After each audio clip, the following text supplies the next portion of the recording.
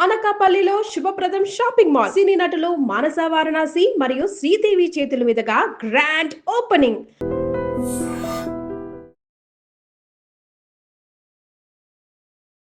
నమస్తే వినయ్ గారు. నమస్తే. ఈ రోజుల్లో ఒబేస్ అనేది చాలా మందికి పెరిగిపోయింది. అంటే బ్యాలెన్స్‌డ్ డైట్ ఎలా తీసుకోవాలనేది చాలా మంది కన్‌ఫ్యూజ్ అయిపోతూ ఉన్నారు. మా వ్యూవర్స్ కోసం చెప్తారా? ఎగ్జాక్ట్‌లీ మంచి క్వెషన్. ఎందుకంటే ఇప్పుడున్న కాలంలో ఎవ్రీ 10 మెంబర్స్‌లో ఆల్మోస్ట్ 6-7 పీపుల్ ఆర్ ఒబెస్. వాళ్ళు చెక్ చేసుకోరు కొంతమంది వాళ్ళ హైట్, వెయిట్ ఇవన్నీ. కొంతమంది చెక్ చేసుకుంటారు. కాన్షియస్‌గా ఉంటారు కొంచెం షేప్ మారే కొద్దీ. సో, అంటే ఒబెసిటీ అన్నది ఫస్ట్ ఆఫ్ ఆల్ ఒక్కొక్క రీజన్ వేరుంటది. మోస్ట్ ఆఫ్ ద పీపుల్‌లో ఏంటంటే నేను చూసే కేసెస్‌లో నేను బాగా చూసిన cases 90% of the cases are insulin resistance అనే ఒక ప్రాబ్లమ్ వల్ల, సెల్యులార్ ప్రాబ్లమ్ వల్ల దే ఆర్ బికమింగ్ ఒబెస్. దాన్ని కరెక్ట్ చేయగలిగితే ఆటోమేటిక్‌గా రూట్ కాజ్‌ని కరెక్ట్ చేస్తే డిఫాల్ట్‌గా వెయిట్ తగ్గుతూ వస్తారు. కానీ చాలామంది అది మర్చిపోయి అంటే ఆ రూట్ కాజ్ అనలైజ్ చేయకుండా ఎవరో చెప్పారు సోషల్ మీడియాలో ఈ వాటర్ రోజు మార్నింగ్ లేసి నిమ్మకాయ తేనె తాగితే సన్నగవుతారంట. అంటే ఇంక అది వరుసపెట్టి జీవితకాలం మీరు ఒక నిమ్మకాయ తోటని మొత్తం తాగినా సన్నగ్గారు. జీలకర్ర వాటర్ ఏం తాగుతారు. జీలకర్ర వాటర్ మీరు ఏమైనా చేయండి సన్నగ్గారు. బికాజ్ ఆడ మీ రూట్ కాజ్ కరెక్ట్ అవ్వలేదు. మీరు సన్నగా అయినట్టు మీకు అనిపించినా, కొద్దిగా మీ బాడీలో ఇన్‌ఫ్లమేషన్ అవి ఏదైనా తగ్గి సన్నగట్టు మీ షేప్ తగ్గినట్టు అనిపించినా, మీరు ఒరిజినల్‌గా ఫ్యాట్ లూజ్ అవ్వడం లేదు. మీ ఫ్యాట్ సెల్స్ అవి అలాగే ఉన్నాయి. అవి అలాగే రియాక్ట్ అవుతున్నాయి. మీరు మళ్ళీ ఎంత తగ్గారో వెయిట్ ఏదేదో చిన్న చిన్న పోర్షన్ కంట్రోల్ చేయడం వల్లనో, ఏదో ఒక జ్యూస్ తాగడం వల్ల, ఒక పూట ఫుడ్ మానేయడం వల్లనో తగ్గిన మజిల్ లూజ్ అయిపోతారు తప్ప ఫ్యాట్ లూజ్ అయ్యిండ్రు వాళ్ళు. మళ్ళీ అది ఆపేసి కొద్దిగా చేంజ్ అయితే డైట్ ఎంత తగ్గారో అంతకు డబుల్ పెరిగిపోతారు.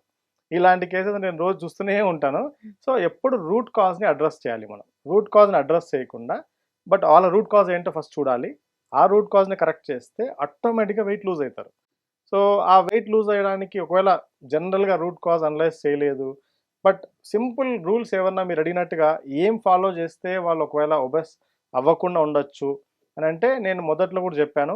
బాడీ రిపేర్ చేసుకునే కెపాసిటీ బాడీకుంది. ఆ రిపేర్ చేసుకునే కెపాసిటీ ఆ కెపాసిటీ తగ్గట్టు అది పనిచేసే టైం మనకి ఇవ్వాల మనం బాడీకి. అది ఇవ్వాలంటే మనం ఫాలో అవ్వాల్సిన simple rules as any time నేను చెప్పేది ఒకటి 7 లోపు వాళ్ళకి ఫీడింగ్ అనేది ఆగిపోవాలి బాడీకి. 7 దాటిందా you should not feed anything to the body. Just water తప్ప ఏమి ఇవ్వకూడదు. అండ్ రెండవది ఫిజికల్లీ యాక్టివ్ ఉండడం కావచ్చు. అండ్ జంక్కి అండ్ ప్యాక్డ్ ఫుడ్స్కి ఎంత వీలైతే అంత దూరం ఉండడం. అండ్ స్ట్రెస్ని స్లీప్ని కంట్రోల్లో పెట్టుకోవడం.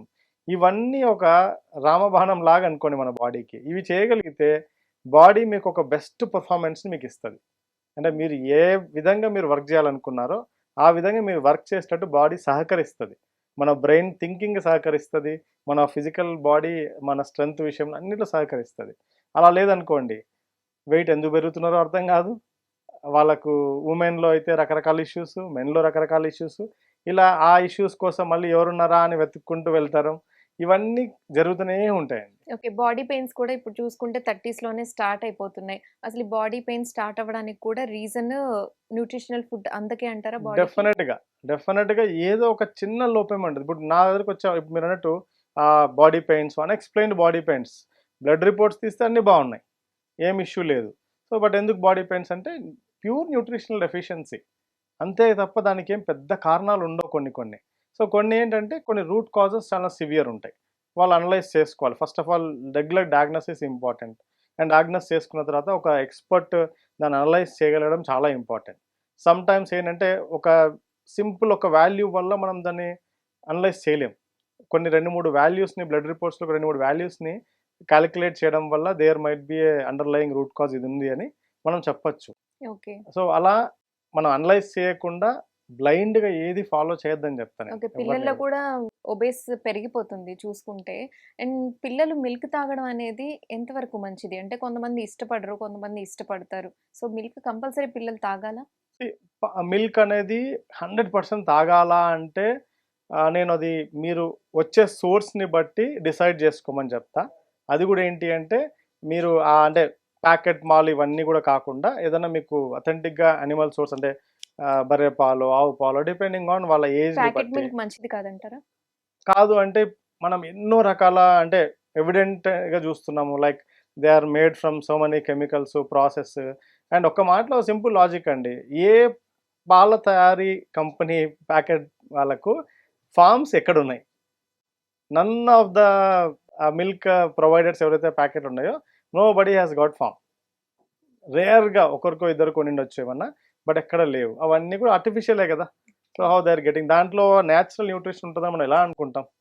సో డెఫినెట్గా, బట్ దానికి తగ్గట్టుగా, అంటే దాన్ని నేను ప్రోటీన్ కోసం తాగుతున్నా, కాల్షియం వస్తుందని ప్రోటీన్ పాలు తాగుతున్నా అంటే దానికి దేర్ ఆర్ మెనీ సోర్సెస్. పాలల్లోనే ఉన్నాయి, పాలకి తప్ప వేరే ఎక్కడ లేదని నేను చెప్పను.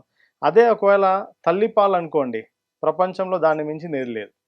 అందుకే నేను పుట్టిన తర్వాత పిల్లలకి అట్లీస్ట్ ఒక 1 year 2 years వరకు అన్నా సరే పిల్లలకి తల్లులు పాలు ఇవ్వమని రికమెండ్ చేస్తాము. అండ్ వాళ్ళు రైట్ న్యూట్రిషన్ తీసుకుంటూ పిల్లలకు పాలు ఇవ్వగలిగితే దాన్ని మించింది ఏమీ లేదు. సో దాని తర్వాత స్టేజ్‌లో వాళ్ళు స్కూల్‌కి వెళ్ళే టైం కావచ్చు, కొంచెం See, పెద్దగా మీరు అయిన తర్వాత ఒకవేళ దానికి సబ్స్టిట్యూట్‌గా పాలు తీసుకోకపోతే ఇంకేం తీసుకోవచ్చు? పాలకు బదులు ఎగ్జాంపుల్ పాలే తాగే అలవాటు ఉంది నాకు అంటే ఆల్మండ్స్తో మిల్క్ తీయచ్చు, కొబ్బరితో మిల్క్ తీయచ్చు, నువ్వులతో మిల్క్ తీయచ్చు, రాగితో మిల్క్ తీయచ్చు. ఇలా ఎన్నో సోర్సెస్ ఉన్నాయి. దానికి కొంచెం ఓపిక కావాలి అంతే. ఆ ఇంట్లో ఉన్న ఉమెన్కి ఆర్ హౌస్ ఆఫ్ ఎవరైనా సరే వాళ్ళకి కొంచెం ఓపికగా దాని నుంచే పాలు తీసి చాలా అద్భుతమైన టేస్ట్ ఉంటాయి అవి కూడా, అలా ఇవ్వచ్చు. లేదా దానికి నెక్స్ట్ ఆల్టర్నేటివ్ ఏంటి అంటే పెరుగు. పెరుగు ఏ ఏజెస్లో అయినా ఎవరైనా హ్యాపీగా నేను మిమ్మల్ని తీసుకోవచ్చు. కర్డ్ గురించి అడుగుదాం అనుకుంటున్నాను. మీరు ఒక టాపిక్‌లో ఘీ చాలా మంచిది, నేనైతే రోజు అమృతం లాంటిది అని Yes. చెప్పారు మీరు. మరి కర్డ్ తీసుకోవడం ఎంతవరకు మంచిది మనకి? పాల తర్వాత curd, buttermilk and then ghee ఇవన్నీ హ్యాపీగా తీసుకోవచ్చండి. మీరు ఏం దానికి రెస్ట్రిక్షన్ ఏం అవసరం లేదు. బట్ దాన్ని అలా అని మళ్ళీ అతివృష్టి అంటే ఎక్కువ క్వాంటిటీ మంచిది కదా అని అని తాగేయడం కాదు. సో ఎంత అవసరమో అంత, పూటకి ప్రతి పూటకి ఎంత అవసరం అంత. కర్డ్ రోజు ఎంత అవసరం మనకి జనరల్‌గా డేలో హ్యాపీగా డేలో ఒక చిన్న బౌల్ ఆఫ్ కర్డ్ హ్యాపీగా తీసుకోవచ్చు. బికాజ్ ఇట్ హ్యాస్ గాట్ మంచి ప్రోబయాటిక్ ఉంటుంది దాంట్లో, మంచి వెయిట్ లాస్ గట్కి అవ్వాలి కావాల్సిన అనుకునే, ఇప్పుడు ఒబేసిటీ గురించి మనం మాట్లాడుకుందాం. Yes. వెయిట్ లాస్ అవ్వాలనుకునే వారు కూడా కర్డ్ తీసుకోవచ్చు. తీసుకోవచ్చు. బట్ కొన్ని కేసెస్లో ఇన్సులిన్ రెసిస్టెన్స్ ఉన్న కేసెస్లో మనం ఏం చేస్తామంటే అవాయిడ్ చేస్తాం, కొన్ని రోజులు అవాయిడ్ చేపిస్తాం, తర్వాత దే కెన్ యాడ్. సో దాంట్లో ఉన్న మంచి బ్యాక్టీరియా వల్ల గట్ బ్యాక్టీరియా డెవలప్ అవుతుంది అండ్ దాంట్లో కొద్ది ప్రోటీన్ కూడా యాడ్ అవుతుంది. సో కాబట్టి తీసుకోవచ్చు. బట్ కొన్ని కేసెస్లో దాన్ని రెస్ట్రిక్టెడ్గా కొన్ని రోజులు అవాయిడ్ చేయమని చెప్తాం. ఆఫ్టర్ దట్ మళ్ళీ వాళ్ళు they can add in to their diet. Okay. చాలా మందికి స్వీట్ క్రేవింగ్స్ ఉంటాయి. సో మనం ఒబేస్ గురించి మాట్లాడుకుంటున్నాము. వాళ్ళకి ఆ క్రేవింగ్స్ తగ్గాలంటే దానికి బదులుగా ఏం తీసుకోవచ్చు? నేను ఒక్క అడ్వైస్ నేను చెప్పగలిగేది ఏమంటే, ఎవరైనా అట్లా స్వీట్ క్రేవింగ్స్ ఉన్నా లేకపోతే ఆఫ్టర్ లేట్ నైట్ క్రేవింగ్స్ ఎవరికైనా ఉంటే సింపుల్ రెమెడీ, ఒక స్పూన్ నెయ్యి నోట్లో వేసుకొని బాగా చప్పరిచ్చి మింగేయండి చాలు. ఆ క్రేవింగ్స్ మ్యాక్సిమం 90% మీకు ఉండవు క్రేవింగ్స్. ఆకలి కానీ లేకపోతే స్వీట్ క్రేవింగ్స్ కానీ ఏదో ఒకటి తినాలనే ఫీలింగ్ కానీ 90% తగ్గిపోతాయి. డేట్స్ తీసుకోవడం మంచిది అంటారా? నో, అంటే మీరు డేట్స్ అనేది if it is day time that is okay. But నేను అనేది నైట్ టైం విషయానికి వస్తే డేట్స్ ఇట్లాంటివన్నీ ఏవి వద్దు. జస్ట్ ప్లెయిన్ ఘీ నోట్లో వేసుకొని బాగా చప్పరిచ్చి ఒక 10 నిమిషాలు మింగేస్తే చాలు. ఓకే. And చాలా మంది ఒబేస్ అంటే వెయిట్ లాస్ అవ్వాలనుకునే వాళ్ళు అన్నం బదులుగా చపాతీ తీసుకుంటూ ఉంటారు. ఇది తీసుకోవడం ఎంతవరకు నిజంగానే వెయిట్ లాస్ అవుతారా చపాతీ తీసుకుంటే? అండ్ చపాతీలో కూడా ఆయిల్ మనం ఏది వేసుకోవాలి? బటర్ వేసుకోవడం మంచిదా? ఎలా తీసుకోవాలి మనం? నేను ఒకవేళ మీ ప్రాబ్లం ఒబెసిటీ ఉన్న వాళ్ళల్లో ప్రాబ్లం ఇన్సులిన్ రెసిస్టెన్స్ అనుకోండి, సేమ్ ఆ సామెత అప్లైస్ హియర్. పళ్ళు రాలగొట్టడానికి హీరా అయితేనేమన్నట్టు రైస్ అయినా ఒకటే, చపాతీ అయినా ఒకటే, ఇంకా రెండు ఒకటే అయినప్పుడు దాంట్లో ఏ ఆయిల్ వేస్తేనేమి ఏం వేసినా పెద్ద డిఫరెన్స్ లేదు. బట్ మీరు ఏది తిన్నా, రైస్ తిన్నా ఏం తిన్నా ఒకటే ఒక కండిషన్ ఒకటి పెట్టుకొని, ఏంటి అంటే అది కార్బోహైడ్రేట్స్. దాన్ని నేకెడ్ కార్బోహైడ్రేట్స్ అంటాం. అంటే సింపుల్ కార్బోహైడ్రేట్స్ అవి తినంగానే షుగర్ స్పైక్స్ పెరిగిపోతాయి బాడీలో. సో దాన్ని ఒక మంచి నెయ్యి యాడ్ చేసి అన్నంలో బాగా నెయ్యి కలిపి, సో దానికి మీరు సఫిషియంట్ కర్రీ కావచ్చు, పప్పు కావచ్చు, ఆర్ వాట్ ఎవర్ మీరు ఏం యాడ్ చేసుకుంటే అది యాడ్ చేసుకోగలిగితే ఆ బాడీలోకి అది వెళ్ళిన తర్వాత సడన్ షుగర్ స్పైక్స్ జరగకుండా అండ్ అది మళ్ళీ ఫ్యాట్గా కన్వర్ట్ అవ్వకుండా కొద్దిగా హెల్ప్ చేస్తుంది. అంటే సస్టైనబుల్గా ఎనర్జీ రిలీజ్ అవ్వడానికి హెల్ప్ చేస్తాయి. అందుకే ఈ నెయ్యి యాడ్ చేయండి, కర్రీ ఎక్కువ వేసుకోండి అని చెప్పడానికి కారణం అదే, ఓకే. సడన్ షుగర్ స్పైక్స్ జరగకుండా ఉండేందుకోసమే. ఓకే. అంతేగాని అది వేసుకోవడం వల్ల వెయిట్ తగ్గుతారనో ఇది కాదు. సో బాడీ ఆ రెసిస్టెన్స్లోకి వెళ్ళదు, ఇన్సులిన్ రెసిస్టెన్స్లోకి వెళ్ళదు అనమాట. ఓకే. నాన్స్ బటర్ తోటి బటర్ తీసుకోవడం అంటే వెయిట్ లాస్ అవ్వాలి అనుకునే వాళ్ళకి బటర్ తీసుకోవడం మంచిదేనా? Butter is okay. అలానేదే చెప్తున్నా నేను, నెయ్యి మంచిది అని నెయ్యిని దేంతో తీసుకుంటున్నారో చాలా మ్యాటర్ అవుతుంది. బటర్ మంచిది అన్నా కానీ బటర్ని దేంతో, ఇప్పుడు నాన్ అంటే మైదా, నథింగ్ బట్ మైదా, అదేమి గోధుమదేం కాదు. సో ప్యూర్ మైదా. దాన్ని మీరు బటర్ వేసినా ఏమేసినా అది మైదాని మార్చలేం కదా. సో ఆ మైదా ఏం మారిపోదు కదా. సో కంపారిటివ్లీ కొంచెం లెస్గా సస్టైన్డ్, కొంచెం స్లో రిలీజ్ ఉంటుంది, వెంటనే ఎనర్జీగా మారకుండా. అది మంచిదని చెప్తే అదే ప్రాబ్లం ఏమంటే ఇదే, మనం ఒక చోట ఎక్కడ విన్నాం అనుకోండి, దాంతో ఇది కలిపి తింటే మంచిది అన్నారని దాన్ని కుంభాలు తినేస్తాను మొదలు పెడతారు. అదే పెద్ద ప్రాబ్లం, అది నాట్ గుడ్. సాధ్యమైనంత వరకు ఆ కార్బోహైడ్రేట్స్ని తగ్గించడానికే మనం ప్రయత్నం చేయాలి. అండ్ ఆ ప్లేస్లో ప్రోటీన్ని, ఫ్యాట్స్ అంటే నథింగ్ బట్ ఈ ఘీ కావచ్చు, బటర్ కావచ్చు, ఈవెన్ కోకోనట్ ఆయిల్ కావచ్చు, ఇలాంటివన్నీ ఎక్కువ పెంచుకొని ఫైబర్ని, ఫ్యాట్ని, ప్రోటీన్ని, కార్బ్ని కొద్ది మోతాదులో పెట్టుకోగలిగితే దట్ ఈస్ ఓకే.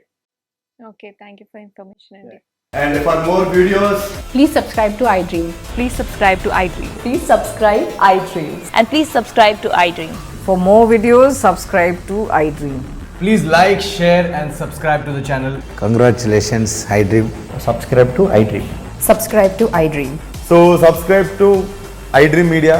iDream की iDream team अंदर की huge congratulations. Please subscribe iDream Media. Please subscribe to iDream. Subscribe iDream. Please subscribe to iDream. iDream అంటే నా కళల ఛానల్ను సబ్స్క్రైబ్ చేసుకున్న నోరు తిరుగుతలేదు, మీరైతే గంట గుర్తు కొట్టండి. For more such videos, please subscribe to iDream. Subscribe to iDream. Please subscribe to iDream. Please subscribe iDream Media. Please do subscribe to iDream. Please subscribe to iDream Media. For best entertainment and information, please subscribe iDream. And don't forget to subscribe to iDream.